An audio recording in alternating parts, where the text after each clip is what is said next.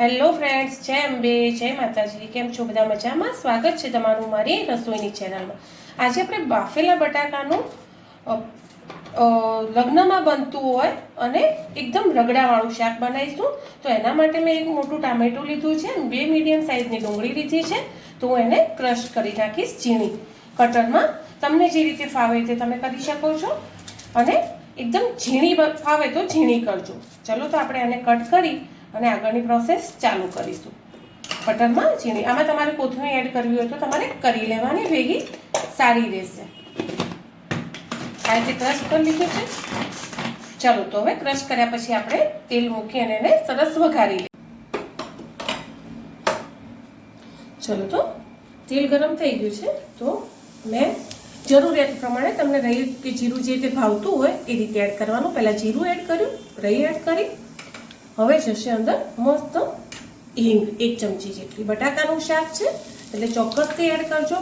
મારી જોડે છે 1 મરચું સમારેલું, મોટા મોટા કટકા, લીમડાના પત્તા છે અને તુલસીના કોથમીરના આવા ડાળખા આવે છે. તમારી જોડે હોય તો, ના હોય તો જરૂરી નથી, કોથમીર તમે એડ કરી શકો છો. આ રીતે એની સ્મેલ આવવા દેજો તમે મસ્ત, કે લીમડાની સ્મેલ આપણને આવે છે. એના પછી જ આપણે જે ડુંગળી અને ટામેટું બે મિક્સ સમારીને રાખ્યું છે ને ફ્રેન્ડ, એને લઈ લઈશું. બહુ ટેસ્ટી શાક બને છે, એકવાર ટ્રાય ચોક્કસથી કરજો. અને તેલ તમને જે રીતે ભાવતું હોય એ રીતે જ એડ કરવાનું રહેશે. તમે 1 ચમચી તેલમાં બી આ શાક બનાવી શકો છો. હવે એમાં જરૂરિયાત પ્રમાણે આપણે હળદર એડ કરીશું. અને જો તમે બટાકા બાફવામાં મીઠું નાખ્યું હોય તો થોડું આમાં ઓછું નાખજો. ચલો આને હવે આપણે 5 થી 10 મિનિટ એકદમ બટાકાને અંદર નાખીએ ત્યાં સુધી, એક આપણને બરાબર ચડેલું દેખાવું જોઈએ ત્યાં સુધી આપણે એને ચડવા દઈશું.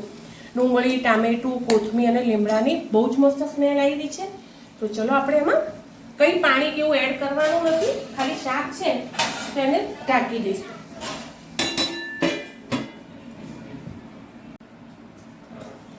ચલો તો થઈ ગઈ છે 5 મિનિટ. તમને દેખાતું હશે કે તેલ બી ઉપર આવી ગયું છે, જો છે ને, અને મસ્ત ચડી બી ગયું છે.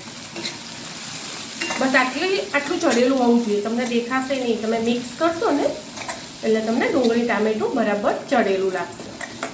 હવે આમાં મસાલા કરીશું પહેલાં આપણે, એટલે મસાલા બી ચડી જાય. જે રીતે તીખું ખાતા હોય એ રીતે મરચું લઈ લેવાનું. મારી જોડે કાશ્મીરી છે એટલે મેં થોડું વધારે એડ કર્યું છે. એડ કરીશું અંદર મરી પાવડર.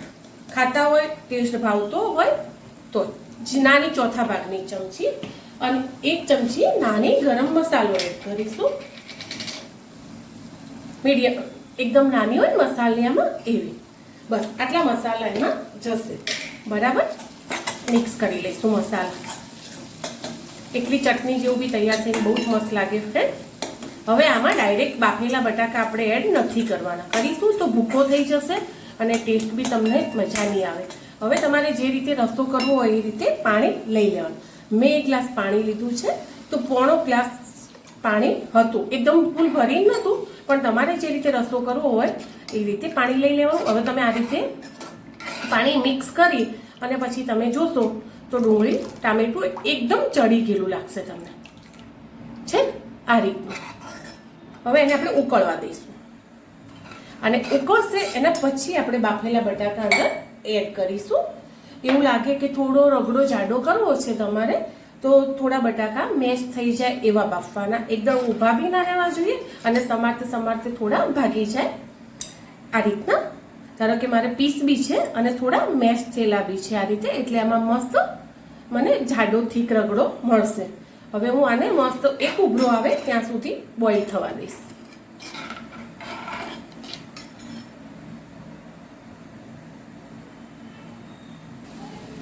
ચલો આ રીતે ઉભરો આવી ગયો છે. હવે આપણે જે બટાકા અંદર સમારીને રાખ્યા છે, તમારે જેટલું શાક કરવું હોય એટલા બટાકા અંદર એડ કરી દેવાના. ડાયરેક્ટ તમે કરો ને તો શું થાય કે ફ્રેન્ડ, તમને જે બટાકા હોય ને એકદમ લૂંદો શાક થઈ જાય અને ખાવામાં બી મજા નહીં આવે. તો તમે આ રીતે કોઈક વાર પાણી ડાયરેક્ટ વઘારી અને બટાકાનું શાક કરજો, તમને બહુ જ મજા આવશે. 2 જણનું શાક છે મારું. હવે આમાં 5 મિનિટ સુધી આપણે એને ધીમા તાપે ફ્રેન્ડ ઉકળવા દઈશું. જે દેખાય છે ને બટાકામાં, કોઈ બટાકું ભાગેલું છે અને કોઈ બટાકાનો પીસ બી છે. બહુ ઝીણા બટાકા નહીં સમારવાના. બસ આ રીતે આપણે એને 5 મિનિટ આને ઉકાળવાની જરૂર છે. 5 મિનિટ ધીમા તાપે તમે ઢાંકીને ઉકાળો, ખુલ્લું રાખો, તમારી ચોઈસ છે. તો આ રીતે તમારે ઉકાળવા દેવાનું એને. ચલો તો હું ઢાંકી દઈશ. 5 મિનિટ એને છોડી દઈશું. ચલો એકવાર ચેક કરી લઈશું. દેખાય છે આજુબાજુ તેલ ઉપર આવશે. બહુ નથી મૂક્યું આપણે, જેટલું લગનમાં મૂકીએ એ રીતે, પણ તો ફરીથી તમારે હલાવી જોવાનું. કેટલો મસ્ત કલર બી લાગી રહ્યો. હવે રસો આટલો કરવો હોય તમારે તો બી ચાલે, અને થોડું વધારે જાડું કરવું હોય તો બી તમે કરી શકો છો. આ સ્ટેજે તમારે ટેસ્ટ કરી લેવાનું. નોર્મલ લગનમાં લગભગ થોડું સ્વીટ હોય છે, પણ આપણે સ્વીટ એડ નહીં કરીએ. થોડોક ચાટ મસાલો, ખાલી સહેજ જ, બહુ નહીં, થોડો ચાટ મસાલો અંદર એડ કરી લેવાનો. બસ ખટાશ વધારે ભાવતી હોય તો કરવાનું, સ્વીટ ભાવતી હોય તો બી કરી લેવાનું, પણ મેં સ્વીટ એમાં નથી એડ કર્યું. તો આ રીતે મારું શાક બટાકાનું મસ્ત રગડાવાળું તૈયાર છે. જાડો રગડો તમને દેખાવા લાગ્યો હશે. હજુ 2 મિનિટ એવું હોય તો રાખી લેવાનું, તમને આખો આ ટેસ્ટ અલગ લાગશે. દેખાય છે ને, પહેલાં જે હતું પાણી હતું અને હવે થીક રગડો લાગવા લાગ્યો છે. તો આ રીતે આપણે બનાવી લઈશું. હજુ હું 2 મિનિટ એને ઢાંકી દઈશ. ચલો 2 મિનિટ થઈ ગઈ છે ફ્રેન્ડ. આખા ઘરમાં તમને આ શાકની સ્મેલ આવશે, મારી ગેરંટી. અને તમે આવા વરસાદની સિઝનમાં જો આ શાક બનાવી લીધું તો ખરેખર તમને ગરમા ગરમ રોટલી જોડે બહુ જ મજા આવશે. આ છે મારું રગડાવાળું લગ્નમાં બને એવું શાક બનીને ફ્રેન્ડ તૈયાર. હવે તમને લાગતું હશે જાડો રસો દેખાતો હશે, જો છે ને પાણી ક્યાંય નથી. અને ફ્રેન્ડ ચોક્કસથી બનાવજો, ટ્રાય કરજો.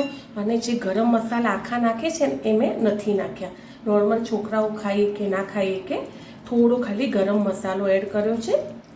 એ બી તમે ના કરવો ને તો ના કરતા, પણ આ શાક ચોક્કસથી બનાવજો. અને હું તમને બતાવું આ શાકની થિકનેસ. બાઉલમાં લઈ દેખાશ પરફેક્ટ. આ રીતે ક્યાંય પાણી નહીં લાગે તમને. એ રીતનું મારું શાક બનીને તૈયાર છે. વત્તા હું તમને એના બટાકાના પીસ બી બતાવું. છે બહુ ઊભા બટાકા બી નહીં રાખવાના અને બહુ પેલું બી નહીં કરવાનું. આ છે પ્રોપર બટાકાનું શાક રગડાવાળું તૈયાર. ચોક્કસથી બનાવજો, ટ્રાય કરજો, બહુ જ મજા આવશે તમને ખાવાની. અને આ સિઝનમાં એન્જોય કરજો. કોઈ શાક ના હોય અને સાદું સિમ્પલ બટાકાનું શાક છોકરા ના ખાતા હોય, આ રીતે તમે બનાવી અને ખાઈ શકો છો. મળીએ આગળના નવા બ્લોગમાં. By friend.